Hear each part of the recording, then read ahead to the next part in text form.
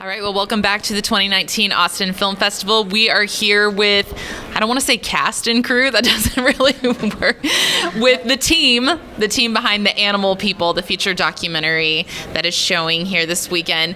Thank you guys for being in Austin, deciding to bring the film here. It's, always an honor when you pick us out, because I know you've got a lot of options where you can take your film, so we're happy to have you here.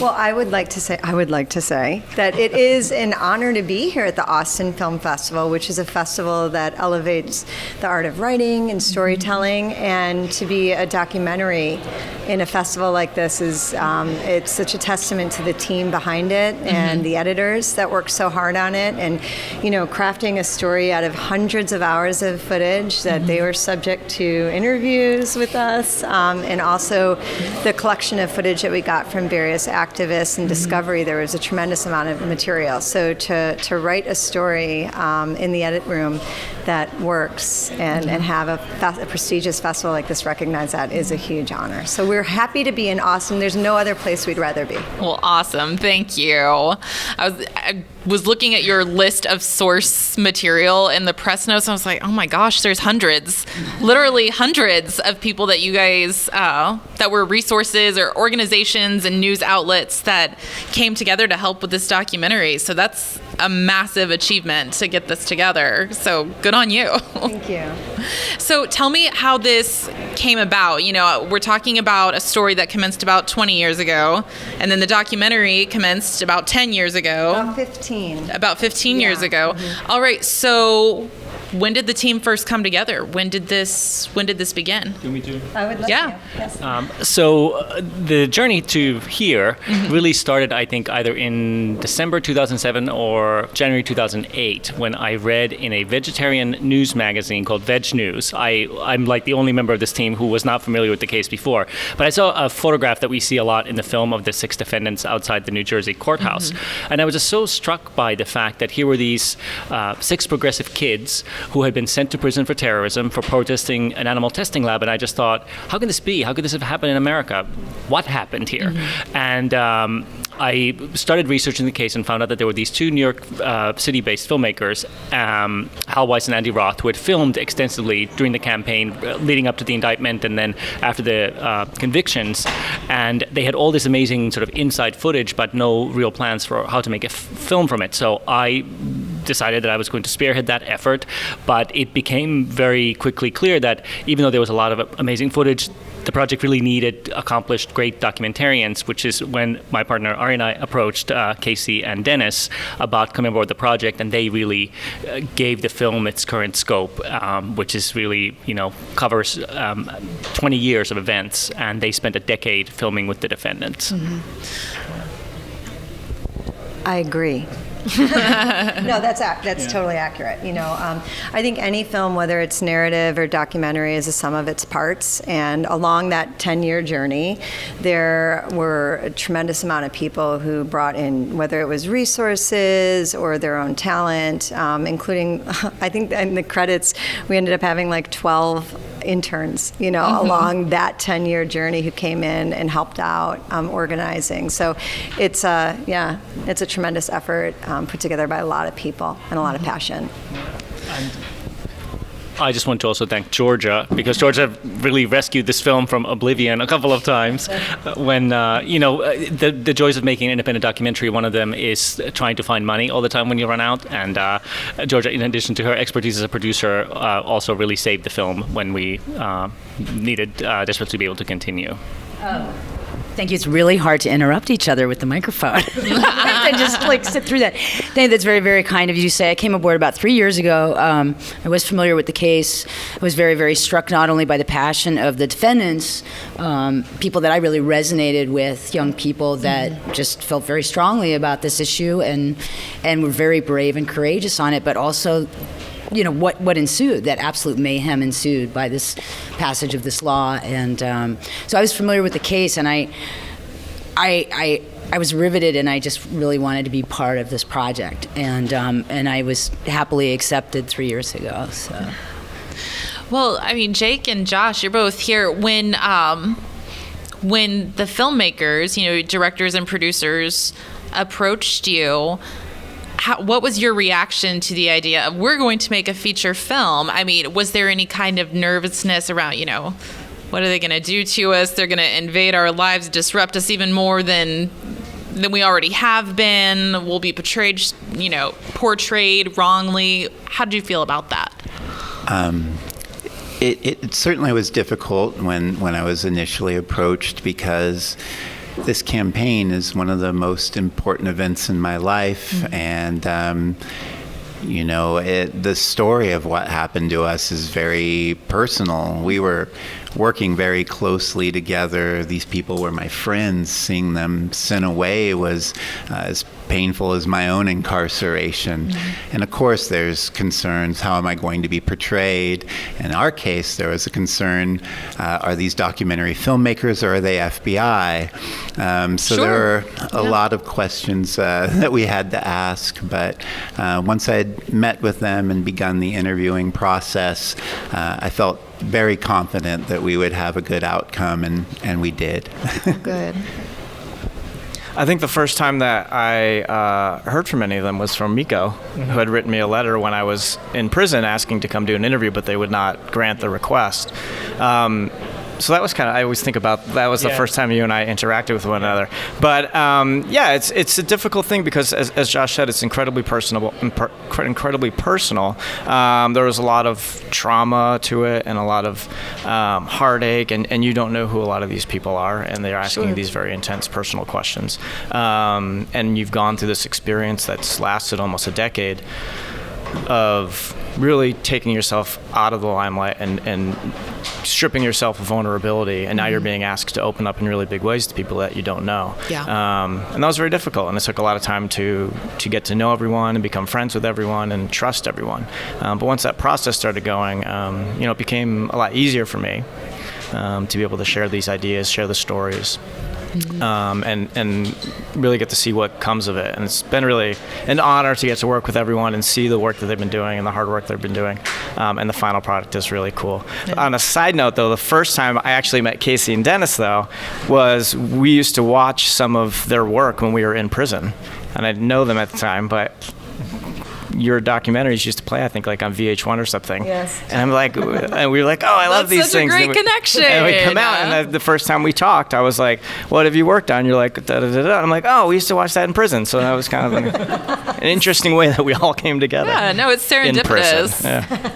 I would like to add, too, I think what's been tremendous about the opportunity to tell this story is that the defendants, the subjects, Josh, Jake, and their 4 co-defendants, really, they were raw and vulnerable and candid in their interviews, and they let us go with that. Do you know what I mean? They really trusted us to craft this story without trying to direct that. And I think that takes a tremendous amount of courage. And I really appreciate the trust that you guys had in us to tell this story fairly. Well, especially with, when I was a kid, my parents said, oh, we're going to watch a documentary about something. I was like, oh, that's boring, they don't mean anything, But the past 5 or 10 years, we've seen a lot of documentary films that have not only been, critical hits and audience hits, but have had huge ramifications for social change and legal change, like Blackfish is the one that first comes to mind, where we're, one of the biggest theme park chains in the world is changing its structure, and we're seeing an entirely different attitude towards very old institutions like the circus and zoos and things like that. People are starting to reconsider, and it's partly because of that documentary. Absolutely. And the massive audience backlash that occurred. So, knowing that a documentary can have that kind of splash and that kind of notoriety, I would think that would make it even more tense to put yourself out there into the hands of the filmmakers. Would you agree with that? To a certain extent, yes. But I also think this is a great opportunity to talk about activism and politics and how we make change as a society. And so while it was a bit terrifying and nerve-wracking to do it, is also the payoff, I think, could be really great. As you said, a lot can come out from the power of knowledge and learning about the history of of anything, of our movements, of our country, of the way things work, and how we can utilize those things to make change in the future. And so while I do think there's a lot of trepidation about being a part of it, I think the outcome is potentially really beneficial to making social change and building mass movements and mobilizing people to change the worlds that we live in, the societies that we live in, and hopefully making things better for all of us.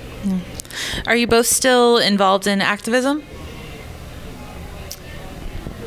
I run an archiving project now where I take old print media from the environmental and animal rights movement and digitize it and post it online. Other than that, though, at this point, being several times over felon with multiple arrests and terrorism flagging, my sentencing points are quite high, and I'd be lying if I didn't say that I wasn't afraid of becoming re-involved in activism. This guy, however, is still carrying on a lot of activism. It's quite admirable. Yeah, I work with an environmental organization. We run pressure campaigns similar to what we were doing with Shaq, that's featured in the movie, but a little less radical, to get corporations to change the way they interact with the environment around climate change issues, around deforestation in rainforests, as well as human rights issues with indigenous communities and frontline communities. And I also spend a lot of time doing lectures and events and workshops and talks about ideas around campaigning and how we can fight for the bigger and better societies that we all want in our lives. These past couple months with the Amazon area fires, has that been pretty intense for you and your organization? Yeah, for sure. We work with indigenous communities within the Amazon, and so trying to figure out ways that they can get the support that they need on the front lines in order to fight back against those fires and the people that are setting them has been a big issue that we've been working on. Yeah, that's a point of those fires that's, we were discussing, has really been smudged over for the most part by mainstream media and mainstream organizations. And, not that the environmental impact should be overlooked in any way, but the human cost amongst indigenous South Americans has been horrific. Yeah, absolutely. I mean, they face an enormous amount of threats and violence and retribution for just being down there fighting and trying to preserve their way of life and the lands that they live on and they've lived on for thousands and thousands of years. So it's pretty disastrous. I think the core of the documentary talks about terrorism. What is the definition of terrorism? Because like in the 90s when I was growing up, terrorism was an Israeli-Arab issue. And then after 9/11, it kind of got lumped into the Arab issue, but also too if you were protesting against the government. And as you saw after 9/11, we had stuff like free speech zones and, that the Secret Service was putting up for the president and stuff like that. So how did you two feel about getting that label of terrorism? And if you don't mind me asking, what did your prison counterparts say about that? Because when you say the word, I was charged with terrorism, it's like they're thinking you blew stuff up and, down the building and stuff like that. It was very frightening given the context of the time that it happened. When we were indicted, it was only a few years after September 11th, and we knew what the power of that word was at that time, and how once that word came into play, logic leaves the room. It was such an emotional word, especially where we were being tried, right across the river in New Jersey from New York. I mean, a place where, the towers would nearly have been visible from, and there we were. I remember speaking to family members, when the media first started coming out about the indictments, when Chris Christie was on TV calling us thugs and terrorists, and seeing the way that the term affected them, the way that they immediately just began to believe, because why would the government level this at you if it weren't true, That was a terrible feeling of desperation. If my grandmother and my father could believe this, what would it mean to a juror? So yes, it was definitely terrifying. Once I did arrive in prison, I'm meeting guys who are in for murder too, and for robbing banks, and for importing, kilos and kilos of cocaine. And what are you in for? Animal rights. It doesn't go over well. Not a great conversation. When you mention that it was, terrorism, and everyone wants to know what it was you did, who did you bomb, who did you shoot, or whatever, and you're trying to explain, no, it was about words that we wrote and public speaking engagements. They weren't very receptive to that either. That said, though, I think me and my co-defendants ultimately did engage with a lot of people behind bars who otherwise would not have heard about the social movements that we were talking about, who otherwise wouldn't have been exposed to the politics that we held. And over time, I definitely gained respect in there, and I think in a small way made some changes in some people's lives. I think it was about a month into my stay in Victorville, which is a medium security prison near Los Angeles. And the administration pulled me aside and they gave me a special identification card that said high visibility inmate on it. And it meant that I had been labeled a domestic terrorist by the Bureau of Prisons, and that I was a high visibility inmate out of the 1,300 people in this medium security prison, also filled with people that were in for murder and rape and all sorts of drug dealing, and that I was considered one of the top security risks of the institution because I was classified as this domestic terrorist, and that I was an escape risk, that I had to be monitored, constantly, because I was classified as domestic terrorism because I engaged in legal animal rights demonstrations and protest campaigning, and that was a bit of a shock, I think, for me. And I think it was a big shock for other people that were also incarcerated there, wondering who is this person? Why are they this high visibility inmate? And in a way that helped open up doors to talk to people and tell my story to people and get respect from people that were in there. And respect is how you survive situations like that. And without it, it gets very dangerous very quickly.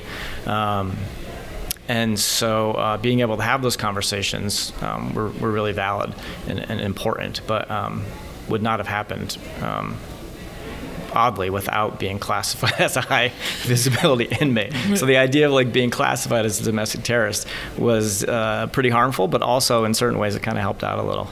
Speaking of that, I mean, what are you two doing now? Because you look at the Patriot Act, look at the definition of terrorism between, let's say, the Federal Bureau of Investigations and the Austin Police Department, or the Texas Department of Public Safety and the federal government.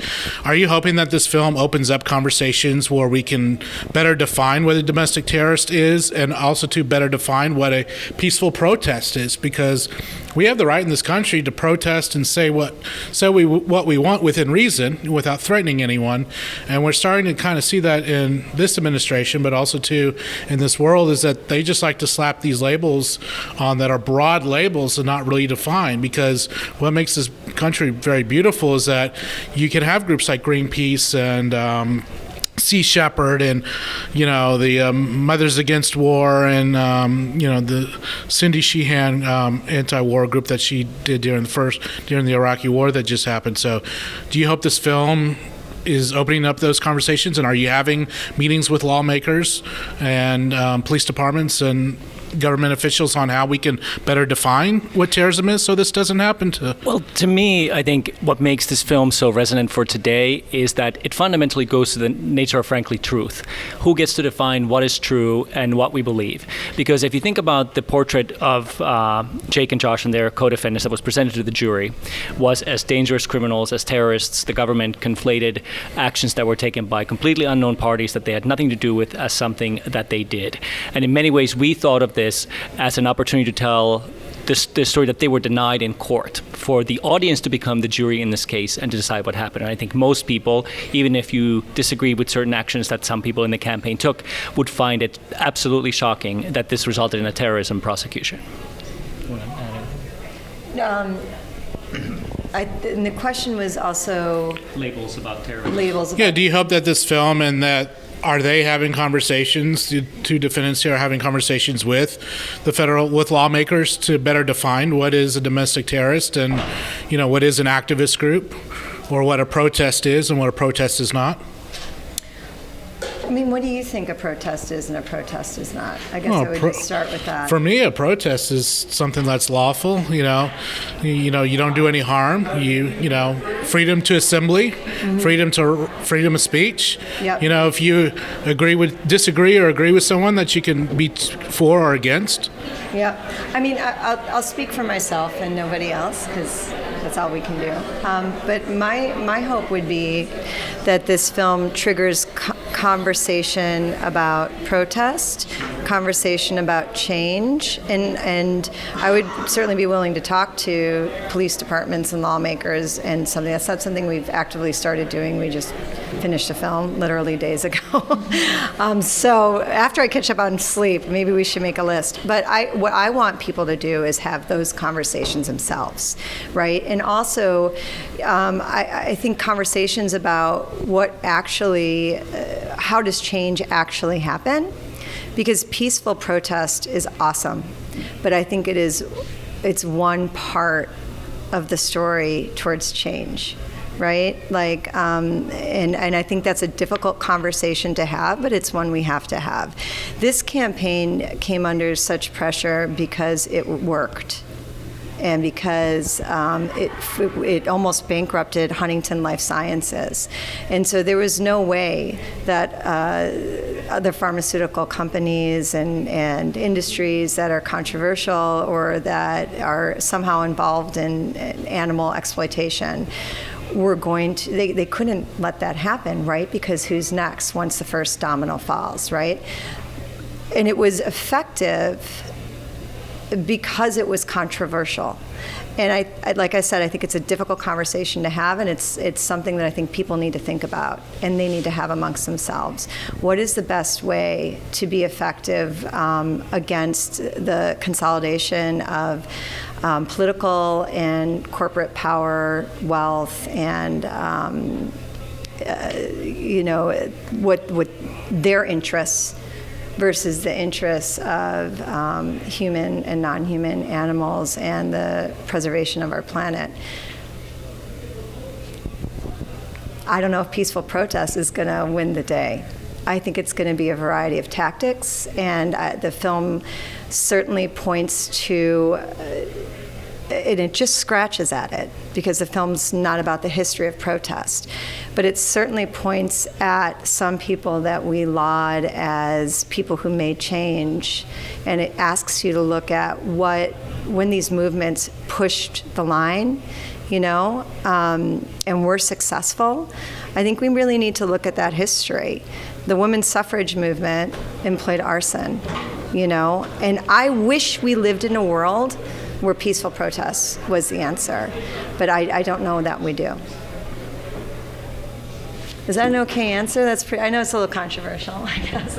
It's your answer. Yeah, you're allowed to say that. And I think too, going forward, because there are so many issues that we're bumping up against, critical mass, climate being, screeching at us, gun rights reform, Black Lives Matter. Going forward, we live in a democracy. I believe in this democracy. And what tools do we have to actually fight what we see ahead, right? I believe that whistleblowers need to be protected. I believe that somebody who is exposing injustice or cruelty against other people, against the planet, against animals, is not a criminal. It's certainly not a terrorist. But for all of us going forward into the next 25, 30 years, 45 years, we need tools. We need to know what those tools are. Our young people need to know what those tools are.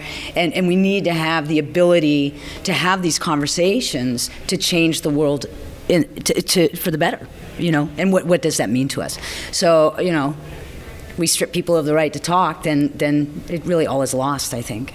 And really, what happened in this particular case is that there were 6 individuals who were held accountable for illegal actions. Right?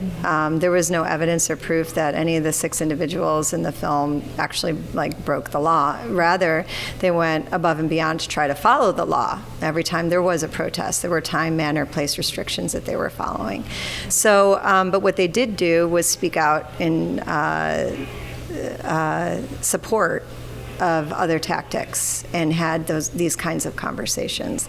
So, and ultimately they were held accountable, You can always jump in. I was just going to say, too, that, this was one of the largest FBI investigations in history, which uncovered not a single instance of illegal activity by any of the defendants. So that tells you that to say that this is terrorism was clearly a political decision and not a sort of legal decision. Do you want to? Yeah, but what I do think is important to remember is that what I think the documentary shows and represents the campaign really well doing was that we didn't need to change lawmakers' minds. We didn't need to change the police's mind. We didn't need to vote for a law. We didn't need to hope that the government does something. We didn't need large organizations to make the change that we wanted to see. This change could be made by us, the grassroots, the communities, the small groups of people that wanted to change the world, that wanted to get corporations to do things that we wanted them to do, the largest corporations in the world. We wanted to get one of the world's largest animal testing laboratories kicked off the New York Stock Exchange. And we did it. We didn't do it with the help of police. We didn't do it with the help of governments. We didn't do it with help with lots of money even. But we were able to do it. And I think that's the powerful message that I think comes out of this campaign, comes out of the movie, is that if we want change, we can make it. We just have to be willing to put up the fight. Okay. Well, thank you guys so much for being here. Again, congratulations on completing the film. We really look forward to seeing all the places that it goes, and I hope you guys enjoy Austin while you're here, and that you come back and see us sometime. Yeah. Yeah, we're so thrilled to have this be our world premiere. So thank you for having us. Thank you.